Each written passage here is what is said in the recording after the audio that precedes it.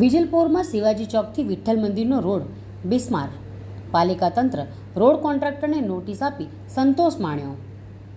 નવસારી વિજલપોર શહેરમાં ચોમાસા દરમિયાન ધોવાયેલા બિસ્માર રસ્તાઓએ લોકોની કમર તોડી નાખી છે અને આવા હલકી ગુણવત્તાવાળા રસ્તાઓના રિપેરિંગ કામ માટે રાજ્ય સરકાર દર વર્ષે ગ્રાન્ટ ફાળવે છે અને રોડ રસ્તા કોન્ટ્રાક્ટરોની કમાણી ચાલતી રહે છે.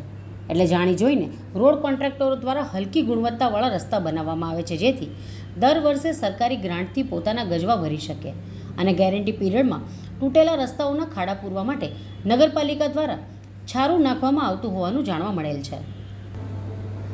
એટલે સ્પષ્ટ થાય છે કે પાલિકાના અધિકારીઓ અને શાસકો સાથેની મિલીભગતમાં રોડ કોન્ટ્રાક્ટરો હલકી ગુણવત્તાવાળા રસ્તા બનાવતા હોય છે અને રસ્તાઓ વરસાદમાં ટકી શકે તેવા મજબૂત નહીં હોવા છતાં પોતાની ટકાવારી વસૂલ કરી પાલિકાના એન્જિનિયર દ્વારા તેનું નિરીક્ષણ કરી કમ્પ્લીશન સર્ટિફિકેટ આપી દેવામાં આવે છે અને આ જ સિલસિલો વર્ષોથી ચાલી આવેલ છે.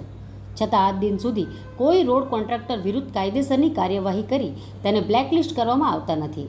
ઉપરથી જે રોડ કોન્ટ્રાક્ટર વર્ષોથી હલકી ગુણવત્તાવાળા રસ્તા બનાવતા આવેલ છે તે જ કોન્ટ્રાક્ટરને રિપીટ કરી ફરીથી વધારેનું કામ સોંપવામાં આવે છે તે નવાઈની વાત છે.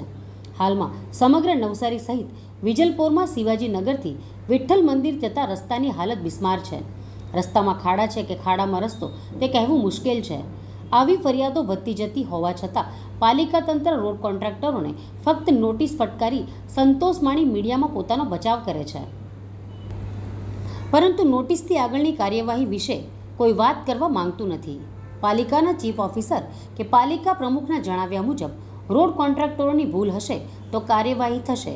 તો અહીં સવાલ એ ઊભો થાય છે કે ગેરંટી પીરિયડમાં શહેરના મોટાભાગના રસ્તાઓ તૂટી ગયા, ખાડા પડી ગયા, રસ્તા હલકી ગુણવત્તાવાળા સાબિત થઈ ગયા. સ્પષ્ટ દેખાઈ રહ્યું છે કે દર વર્ષની એક જ કહાની છે. તો આમાં કોન્ટ્રાક્ટરની ભૂલ નહીં તો કોની ભૂલ છે?